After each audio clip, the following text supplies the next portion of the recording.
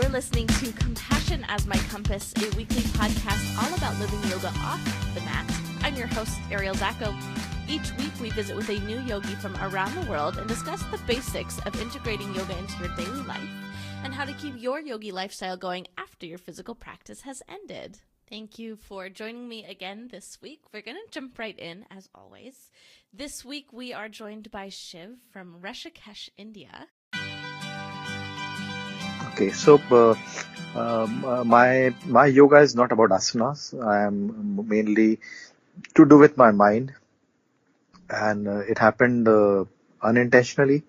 I was basically searching for the answers in life, what life means, and what belongs to you, what you need in life, and kind of not exactly what is the purpose of life, but basically why, what really you need and what belongs to you, and what you need to do, and what makes you kind of happy, and what is not what is useful and what is not useful.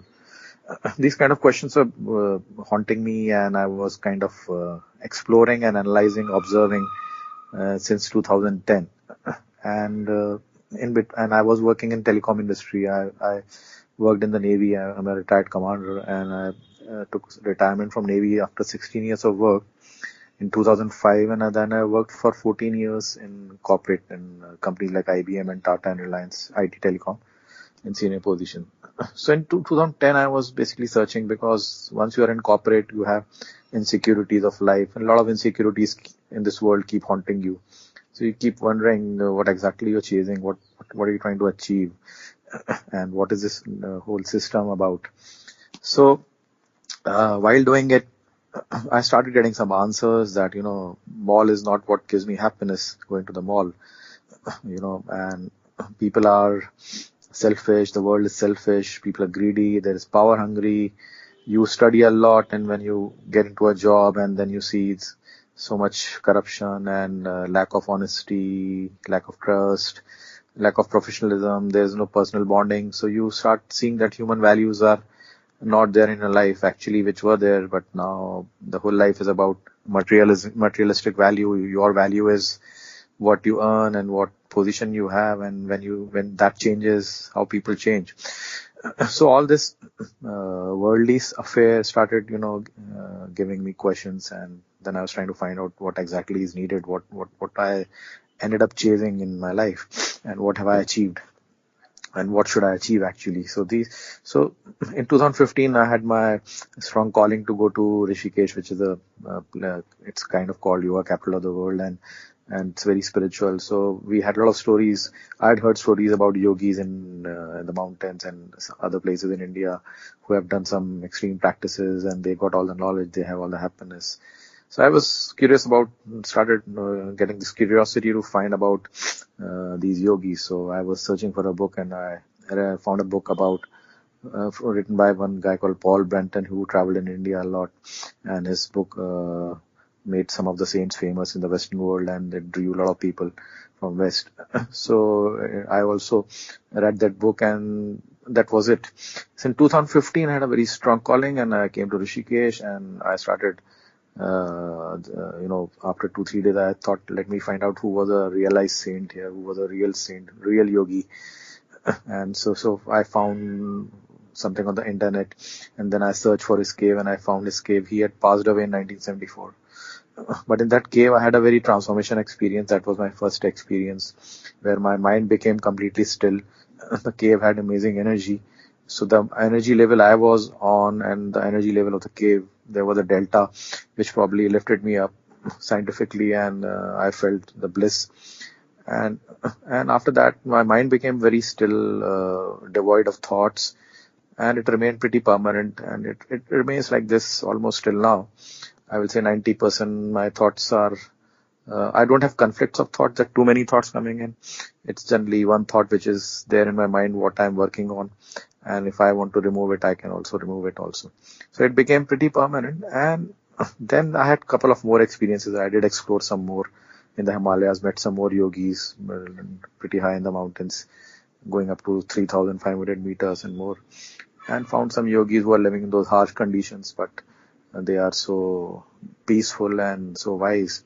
So I had some interaction with them, made some videos, So, uh, and after that, I mean, in 2 years back, I started analyzing how all this happened. Like, was this a magic? I started taking some people to these places where I had this transformation effect, and others also felt some effect. So I felt this is not a fluke, this is not random, there is something to it. So I started analyzing a little more scientifically, and I found a whole method that how this happened. It was not all of a sudden that I got transformed in that cave, but I was actually preparing and understanding. So my energy levels were changing. When you become more positive, you understand the reality, your energy levels change. When your energy levels change, then you are prepared to receive the grace. You can call it a grace, or you are closer to the higher energy, higher consciousness, because when you're in higher consciousness, the energy levels are different. So I think that pulled and lifted me up a little further. And so I found the whole method that how you can achieve this level, how can you calm your mind in a very more consistent way, not like random that people say meditation or yoga. Ultimate of aim of yoga in true sense is basically to reach a meditative state of mind. And beyond that is called self-realization, which I think is, I will say, almost very, very rare to find somebody who's really realized and enlightened and has gone above work and karma. So to be in a state of mind is something which is needed in this world. And I've thought that at least if people can progress on that, understanding this philosophy, and then it can be good. So I started exploring. I used to meet a lot of people from West in Rishikesh when I was staying in the ashrams. I used to come twice a year to Rishikesh. So there I used to meet and see people are coming seeking, a lot of seekers coming who want to know yoga. Some are stuck at asana, some are more into it. Like this year I found so many people from Germany, they were all into only meditation. So it is just not asana, there are people seeking both. Some are purely spiritual seekers, some are studying the yogic science, some are studying the Vedanta philosophies. So all kind of people are there who are exploring. And what I found, the whole method was actually based on the philosophy also. But I have never read books, not read the philosophy, but I had also this urge to understand the Vedic philosophy. And what I found was actually completely mapped to the Vedic philosophy when I spoke to some of the saints. And then I realized the truth is truth. What is written in even any of the religions, religious books, maybe it can be Bible, but if people really interpret those books, they all are telling the same truth. So if you understand the truth, then only the books have conveyed differently with different stories, with different saints, with different God. But the whole purpose of telling the truth is same in all the books. And if you understand that minute details and capture that essence of those books, it's all same. The truth is same. So it's like realization is about realization of truth. But even if you realize, you understand, how do you bring it in your life? That is another thing. So it's about, there are two parts. One is, to observe and understand and, digest it basically, and then start living that life. How to bring that in your life so that you can live ideally like a human being, like ideal human being, what humanity basically is supposed to teach. So this is what, so I kind of broke it down into 3-4 pieces. One is how the mind works, where are the thoughts coming from, and what are the trigger point for the thoughts. They're the human qualities, like, we have so many qualities like selfless or selfish, which side we are tuned, and depending upon the qualities we have programmed through our grooming up and upbringing, that's how we act on a constant basis. How do we re-engineer it? How do we change it? So that all has to be understood. So I based my teaching on this. Plus, I also tell that one is that how you work, how the thoughts can be changed, how you change the perception. And second is, what are you supposed to do? So that is another pillar which I've created, that there are roles and responsibility in the system. Those responsibilities have to be performed, and every action has to be based on your qualities. Understand how your qualities, how's your ego bothering you, how's your ego acting on you, how's your selfishness acting on you, how's your caring are you caring or you're not non-caring? If you're non-caring, how it impacts your mind. If you're selfish, how it impacts your mind. If you're manipulative, If you get angry, what is the reason for anger? So what are the trigger points? The qualities are the trigger points, and how they are impacting you. How can you change them? This is what I teach. I started teaching, and when I started teaching in some workshops in Europe, mostly I'm targeting Europe because people are more sincere about learning this. They listen with rapt attention compared to Indians. If I try to teach Indians, they start questioning too much and they don't listen. So the listening ability is very bad, and they are still yet to come to a stage where they will open to change. When I'm teaching in Europe, those people are coming to me who are open to change. It's not that everybody in West is serious about listening this, but it is not everyone's cup of tea. People who are willing to, who understand the need to change, they come and they are open to discuss and then transform. So those people have been benefited. And when I see the benefit, I see that people are, happy about it. The kind of feedbacks I get from some of my students who I've taught, not many. I've been teaching for last 1.5 years. So I've conducted some workshops in Geneva and Brussels. In Spain, I took a teacher training. I thought I will bring this in teacher training also, because again in teacher training, people are only stuck up asanas, and they should go beyond that and focus on the mind, which is the ultimate goal of yoga. So this is what I've been doing, and I'm in Poland now since last year March. I moved to Poland, and I was trying to pursue this. And while a couple of workshops here and there, and then I kind of came back to Warsaw and started teaching. Then I came to Rishikesh. Right now I'm in Rishikesh today.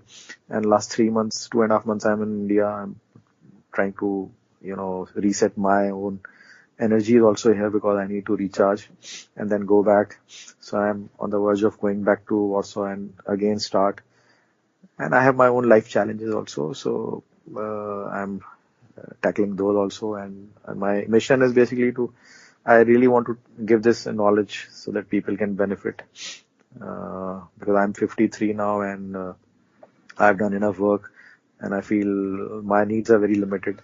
So I just need to sustain my life in my rest of my life, but I can give back this to the society and also make some living out of it. So that's my goal, and that's what I'm doing now. How do you find that your understanding and your practice with all of this changes as you are leading your workshops? Do you find that your understanding deepens with each workshop that you teach? I don't think so that by teaching my practice is deepening, but what happens is, it again depends upon what kind of students you have. Sometimes the students are very evolved and they go deep into this. Sometimes the students, like in Spain, I had 8 students in the teacher training, and one student was completely disconnected from this. And like she was only asking guided meditation. They, like a lot of people who come for meditation, they feel they actually don't know. So I basically define meditation in some 20-30 ways, and tell them meditation is not that somebody will make you sit and something will happen. You don't know what something will happen. You don't know what should happen, and you don't know how to do it. And I can, even if I make you do meditation and you feel that I should make you sit for 30 minutes, first of all, how many people can even sit in a pose for 30 minutes? So how can you create a magic? Some kind of energy exchange happens and people get that feeling, but this feeling is not like, see, meditation is not about that some magic, that somebody will do something with some magic and that magic will remain with you. You have to, nothing in this life, in this world can be achieved without any hard work. So we have to work on ourselves. Meditation is not some magic. There has to be a preparation, and this preparation is something which people have to do by understanding what needs to be done. Not that you just sit with your eyes closed and that is meditation. That is not meditation. You can to some extent make your mind calm a bit. Breathing is, these kind of techniques have been told, like focus on breathing. Like when you focus on breathing, the breathing becomes cool. When you're sitting, the breathe and mind is connected. So when breathing becomes cool, the mind becomes cool, and you are a little distracted from other things because you are trying to focus on your breathing. So that time when the mind cools down, you feel good and you feel, oh, the meditation was good. But this is not was meditation. The moment you get up, you are again back into the storm.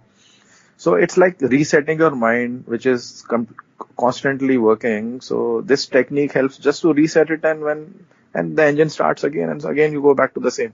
So this is like a mechanical way of pushing somebody to just make them experience what meditation can do. But this will not really help you because you have to understand how the mind is working actually. So what Gyan Yoga, there are four paths to yoga, four types of yoga. Gyan Yoga is something which is based on knowledge and intelligence. So this is what is called Gyan Yoga, which people should understand how the life is to be lived. What is this life? What are we supposed to do? What is the basis of doing it? What is the reference point? Why have we come to this earth? So this has to be understood. If I'm in forest, I have nothing much to do. I can just survive with whatever is available. But when I am in the city, if I live in New York, so I have too many things. I have too many responsibilities, too many roles, too many touch points. What is the law governing those touch points? How should I act, behave? That has to be understood. Are we doing as per that? What is the value system? What is the human value system? What is the family value system? Are we breaking some value system which was proven and there for ages? What has that change in value system led to? And are we too independent? What is independence? Independence is having no reference. That is my definition of independence, that we are without reference and we call it independence. And the independence, we act the way the mind tells us, and the mind is foolish. So we have no control of the mind. We are under the control of the mind, and we call that independence. We want that independence, but that is not independence. Independence is freedom from the mind, connection to the soul. The soul tells you what to do. We don't follow our heart and soul. We follow our mind, which is not purified.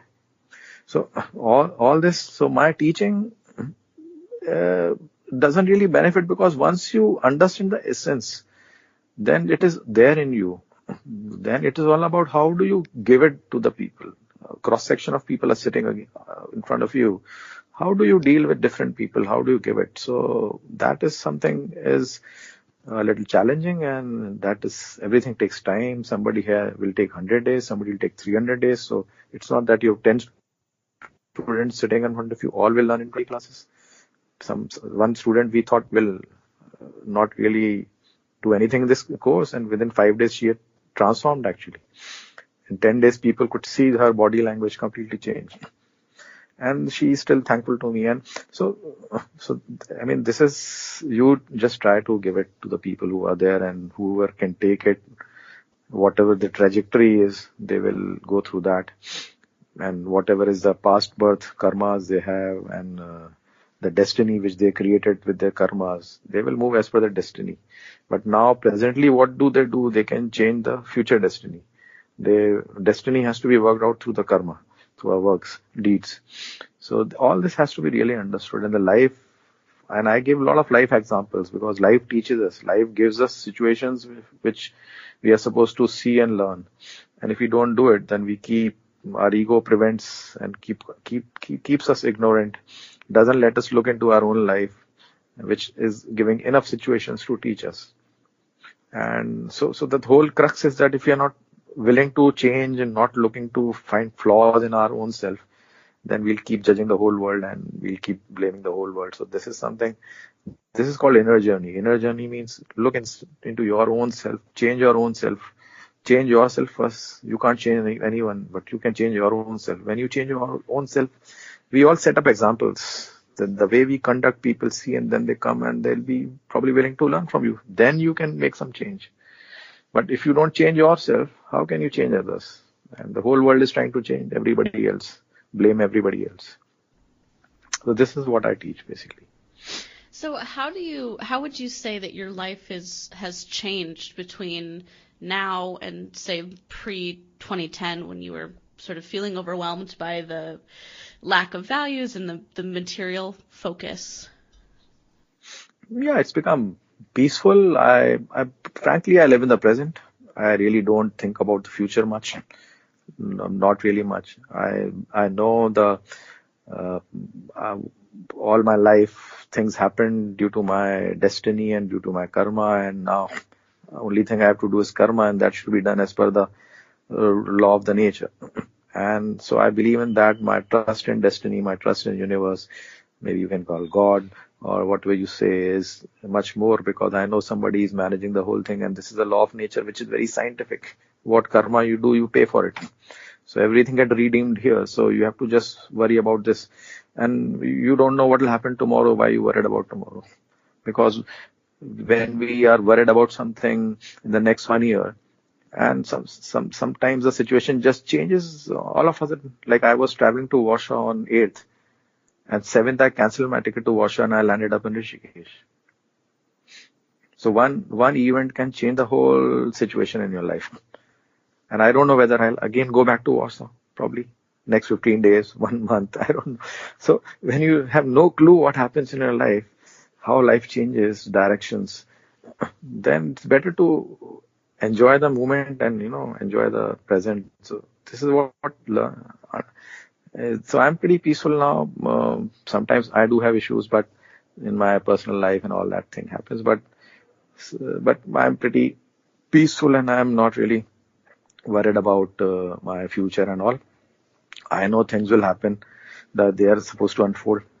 We have to just wait and watch and keep doing our own efforts, our work, what is there in our hand, what comes first, do it. One other thing you said that sort of stuck with me, you said you're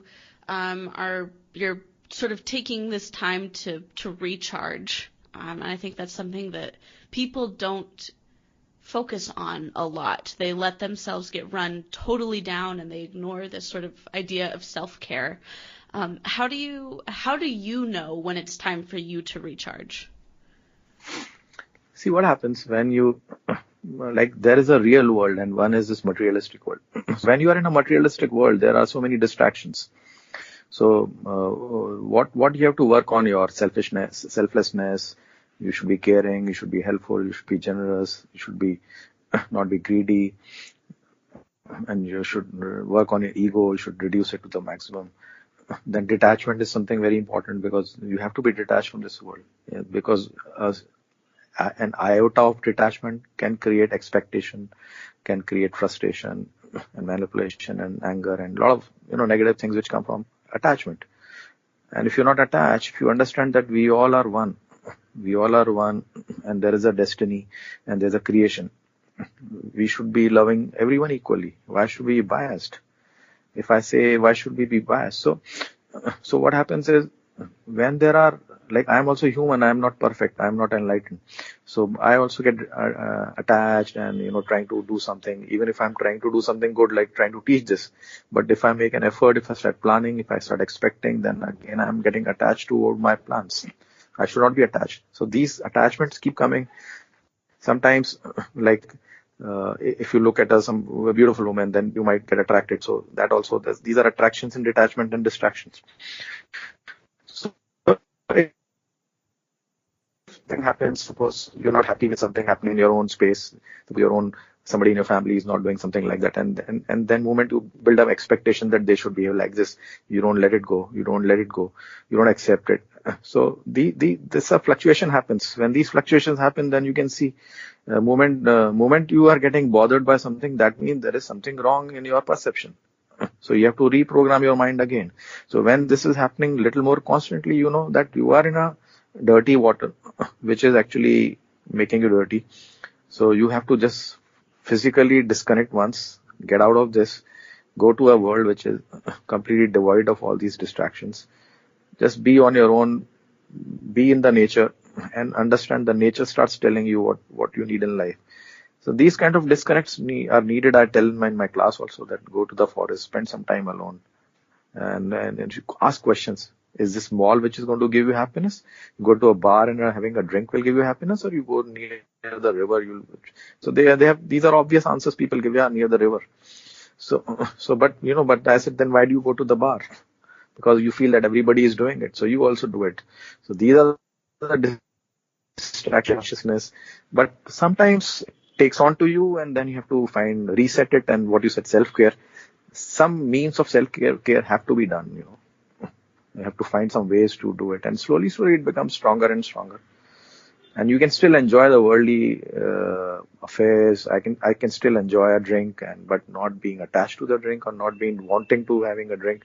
But yeah, when I have a drink and I enjoy the conversation, not the drink. For me, it doesn't matter whether I'm in the pub or in my house having a drink, but it matters what kind of company I'm in, what kind of conversation I'm having. Because it's about mental stimulation. It's not about material stimulation. It's about mental stimulation. So these kind of differences, people should be able to differentiate what is that which is giving a happiness, not what the whole world is doing. Oh, that was great. That was very well said. Is there anything else you want to add before we wrap up? Nothing like, I only have a wish that, I can reach out to more places, take workshops and get people thinking about this. This is about people getting thinking rather, break belief systems, rat race, belief systems. Start thinking, start questioning. This is a message which I want to give to people, that start thinking, don't believe, and don't just do what because the whole world is doing it, because the whole world is doing something and the whole world is unhappy. So try to find out what is that needs to be done. That questioning should come. That is this message I want to give, maybe through workshops, classes, but I don't know how will all that happen. So I'll see if it's there in my destiny. Otherwise, where can people go if they want to get in contact with you or look for your upcoming workshops? No, I didn't get you. Do you have like a website or a Facebook page that people can go to? Maybe an email? Yeah, I have a Facebook page and I have around less than 500 followers. As of now, I started this page about 1.5 years back because a lot of people asked me make videos. I've made some videos on YouTube also about this, but not been able to get time to really make more videos. So I've made some videos and I do workshops. I publish them on my page also. But recently I was going to Warsaw and I was going to, one workshop was in Brussels, 1st or 2nd February, and one workshop was in another city in Poland near Warsaw Woods. But I've cancelled those workshops. I've given a lecture in one of the museum. There's a museum of Asia Pacific in Warsaw. I gave a lecture in October and they were calling me in February also, but my whole trip got cancelled. So, presently my workshops are cancelled. I'm trying to get some investment where I can create a center and, pursue this more. So I've met some investors because I really don't have money to do it. Plus I'm not clear whether I'm going to be in Europe or I'll be back in India. So me and my wife, we are having some kind of lack of clarity because she moved there in 2018 for a job, but that job is in a contract. Will they continue beyond the time or not? So are we going to come back? So this kind of instability is there right now. So I'm looking for options where I can kind of stabilize and be in one place and then probably travel and do these workshops. So right now I'm in a kind of a transition going through. Yeah, but I have a page and I publish my workshops there and I have some people who follow. I boost those workshops when I do it. And sometimes most of the workshops are done through SEO, so they do all the marketing. I myself am not able to focus so much on creating my own marketing. It's a lot of effort for me to do that. Yeah, I lose my focus from teaching actually. Yeah, definitely. What is the name of the Facebook page? It's called Art of Meditation and Art of Self-Realization. Art of Self-Realization and Meditations. That's the name of my page. Okay, great. I can send you a link on Skype if you want. Yeah, do that, and I'll put it in the notes of the show so people can click right from this episode. So that was our interview from this week. Again, you can head over to the show notes wherever you're listening to this podcast. I always make sure to put the name of our guests and all of their social media in there. I know it's harder to hear it and then put it into your phone to find them, so you can go right to the notes. I've typed it all out there. If you or someone you know would like to be a guest on my show, please reach out to me. I'm working on my next batch of interviews right now as I sort of transition my way back to the United States. You can find me on Instagram at compassion.as.my.compass. Head over to my website, compassionasmycompass.com, or send an email to ariel@compassionasmycompass.com. Thank you so much for taking the time. I really appreciate every minute you give to this show. It's wonderful. It's so amazing to talk to so many different people from around the world and to hear their stories. And I love to interact with you as my listeners as well. Please never hesitate to reach out to me or to my guests. We're here to keep the conversation going. I hope you're having a wonderful sort of start to your winter. Hopefully it's not too cold where you are. Thank you, as always, for listening to the show. And I will see you again next week for our next show. I'm actually Brazilian, but I've